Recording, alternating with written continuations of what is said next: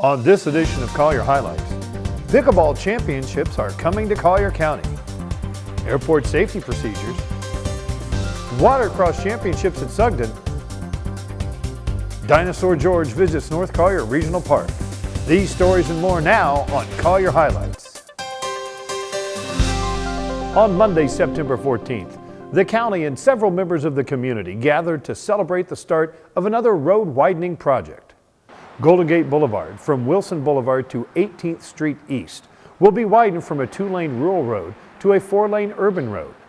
Several commissioners, a band, along with kids singing, were at the event that kicked off construction of the project. Transportation Engineering Department Director Jay Ahmad told us about this project. It'll have bike lanes on it. It'll be sidewalks on both sides. We're going to improve drainage and improve the safety of this roadway and hopefully improve the traffic circulation and lessen congestion. The improvement project is underway and scheduled to be complete in the early summer of 2017. Pickleball, the sport which combines ping pong with tennis, is rapidly becoming a mainstream sport, and Collier County hopes to become its home. The 2016 U.S. Open Pickleball Championships will be held at East Naples Community Park in Naples. This week-long event from April 26 to May 1, 2016 will showcase the top professional and amateur pickleball players from the United States and around the world. On September 9th, East Naples Community Park debuted its new 10 by 15-foot logo to help promote the first ever U.S. Open Pickleball Championships. Pickleball has never been a sport that everybody talks about, but now it is. People are talking about it all the time. And when Jim Ludwig approached me and said he wanted to do this U.S. Open Championship, I didn't even know what pickleball was. But you know, he's been bringing people in, and the enthusiasm is contagious. And now we don't know if we're going to have a place big enough for them. That's how many people they're expecting for the very first. This is going to be the very first U.S. Open tournament for pickleballers ever. Yeah. So this is really a feather in the cap of Collier County. The event itself, we're going to put up 2 massive tents in the parking lot over here. We're going to have entertainment, so if you want to come and have a glass of wine or a beer, you can have that in our beer garden and listen to entertainment, and then you can go watch some of the best pickleball in the world that will be taking place here. So we're expecting about 1,000 participants signing up for the tournament part of it, and then we're expecting a lot of the community coming into the event itself. Currently, the park is undergoing an expansion of the pickleball courts with the conversion of an outdated skate park. The Collier County Pollution Control Section works diligently to help keep our environment safe for generations to come. One of their primary functions is testing and monitoring several county-maintained bodies of water. The test vehicle makes frequent roadside stops, which was creating a safety hazard. Rather than a simple sign on the back of the truck, Pollution Control decided to take the opportunity to make the truck a teaching tool as well. Senior Environmental Specialist Kamala Diddle explains how Pollution Control uses the truck to help protect the environment. We get a whole range of different parameters that we look at, but some of them are bacteria, chlorophyll. We also look at nutrients and metals. Our information actually gets turned over to the state, to FDEP, and they use that information to set standards for what they expect out of our local water bodies. The truck is hopefully the first of many that's going to help alert people to what the pollution control section does, and then also to give them the resources that they might need when they're looking for regulatory information or just who to call when they see something that they don't think seems right. If you want more information about pollution control or water testing, call 252-2502. Collier's Coastal Zone Management is currently overseeing a Wiggins Pass interim channel dredging project. Dredging operations is being done from a barge due to sea turtle nesting season. The navigable waterway periodically fills in with sand, making the pass dangerous to watercraft. We've been having issues with depth problems with vessels going in and out of the pass. So we're doing this dredge project, obviously, to get the depth where we need it.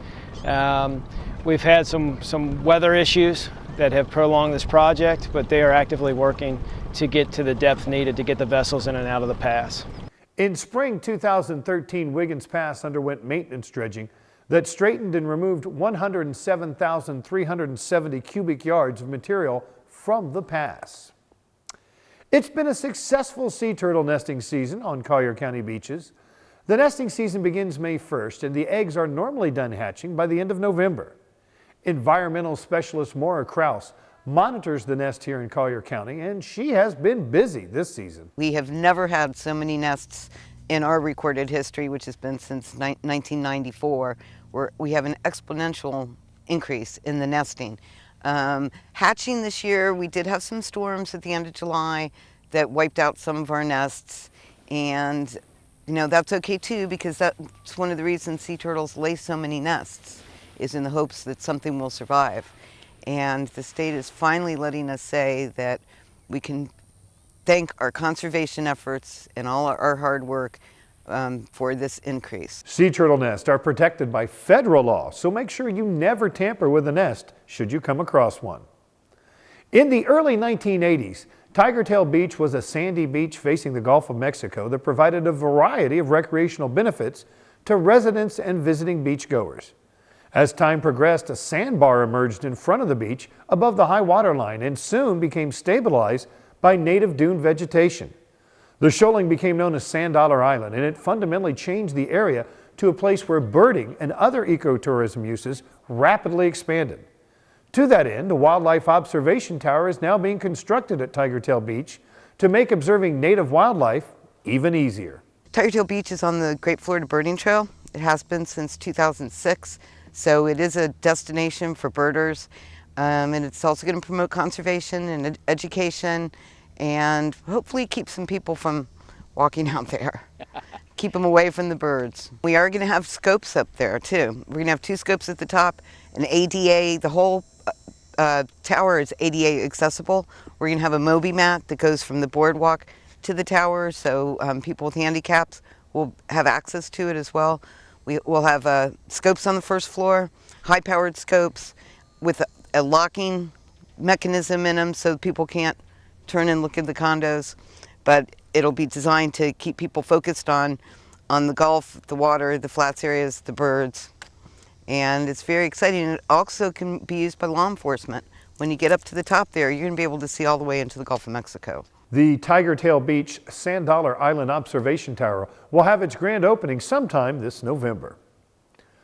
The 3 airports managed by Collier County government, Marco Island, Immokalee, and Everglades airports, provide a diverse range of services, with each airport offering a unique community benefits and opportunities.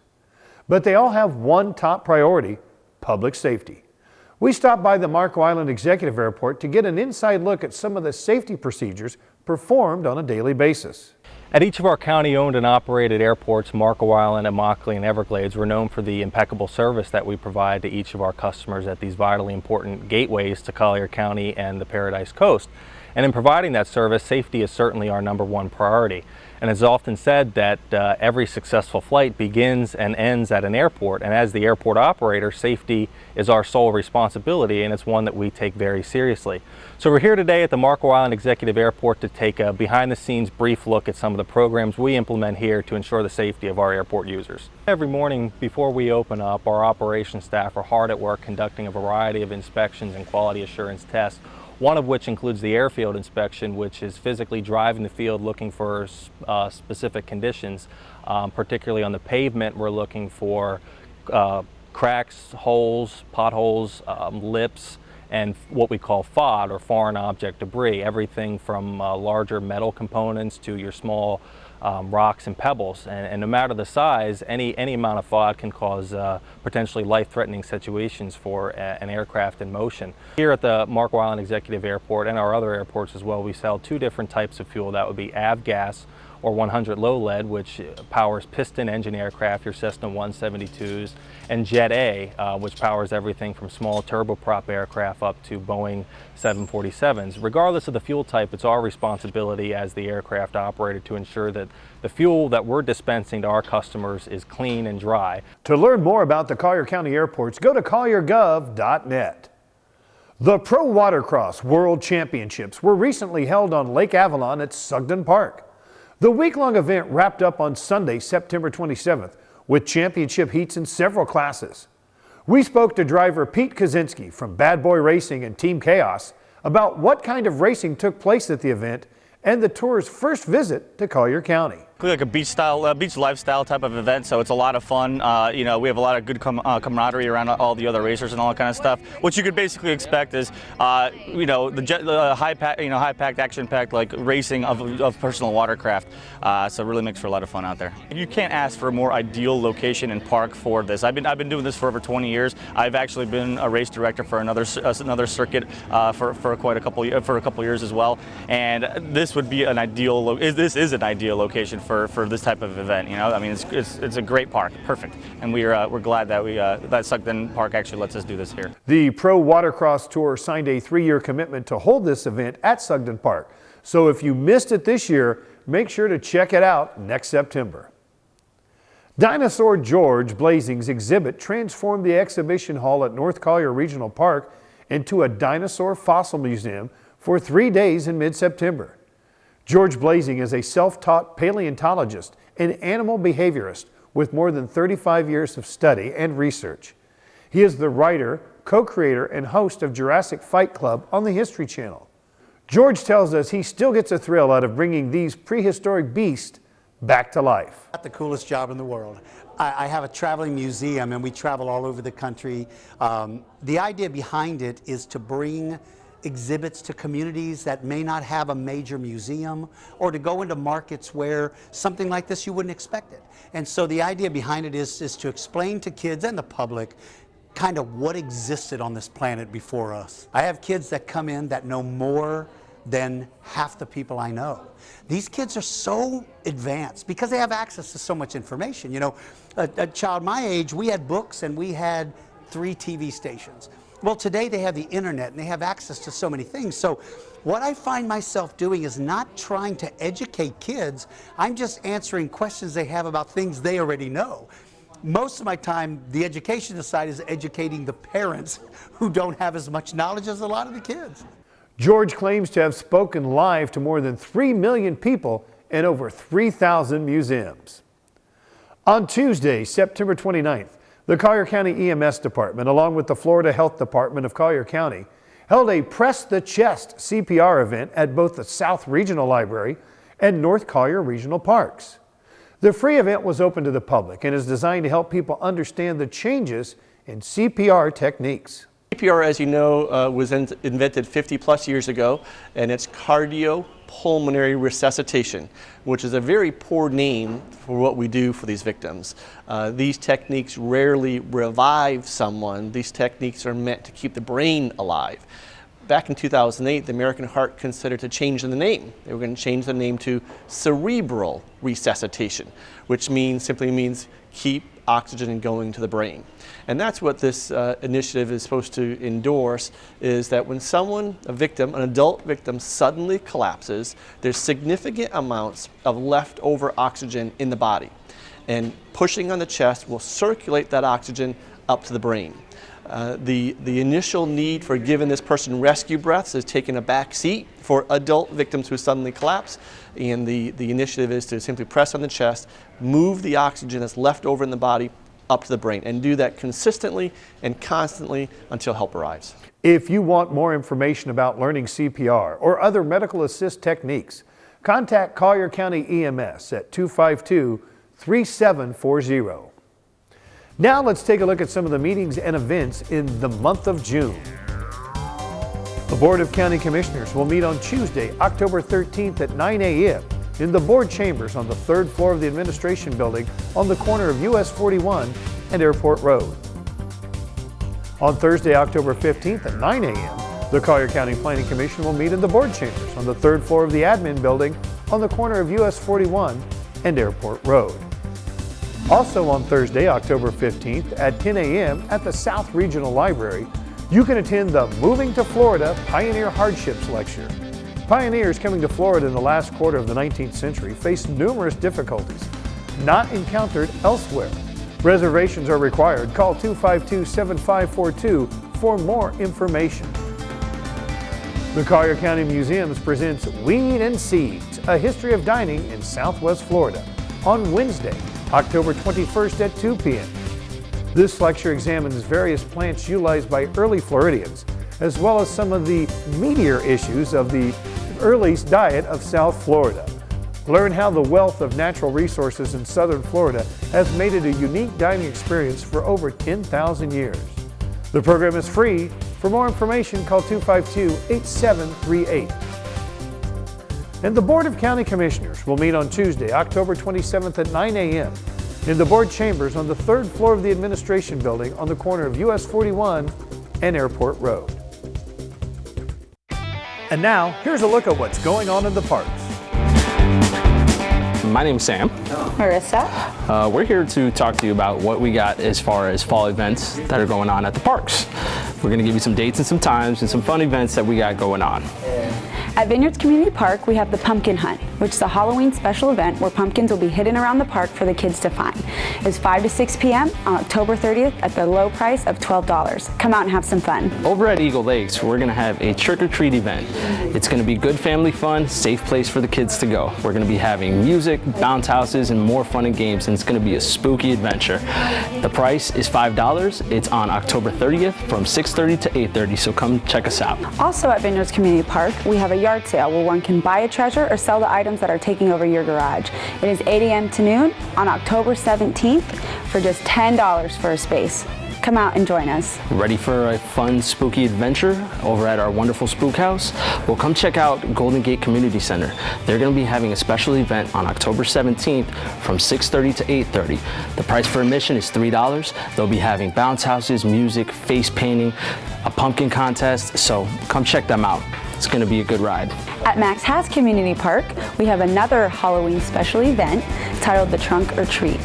Have all the joys of trick-or-treating all in one place. There will be activities such as music, food, face painting, and bounce houses. It is October 23rd from 6:30 to 8:30 p.m. for just $5. So come trick-or-treating with us. Over at Immokalee Community Park, they're going to be having a family fun event for Halloween. It is October 24th from 5 to 8 p.m. where they'll be having a mask decorating contest, some bounce houses, and some music and games for the kids. So come check them out. At Golden Gate Community Center, Therapeutic Recreation is hosting a Halloween party for adaptive participation. There will be Halloween-themed games and activities, and we encourage you to wear a costume. It is 6 to 8 p.m. on October 17th for just $2. Come out and have some fun. Well, folks, that's all the great events we have for this month. Make sure you tune in next time, and remember, play, connect, and discover. Now, if you want to review all or part of any county commission meeting, visit colliergov.net and click on the Video Archive section. Once in the Archive section, select the meeting you want to review. For BCC meetings, you can use the convenient drop-down menu to select and jump to any item you are interested in. For additional information on Collier County government, visit our Facebook page at facebook.com/CollierGov. You can also check out videos about county government services at the Collier Gov YouTube channel. That's all we have time for on this edition of Collier Highlights. Thanks for watching. We'll see you next time.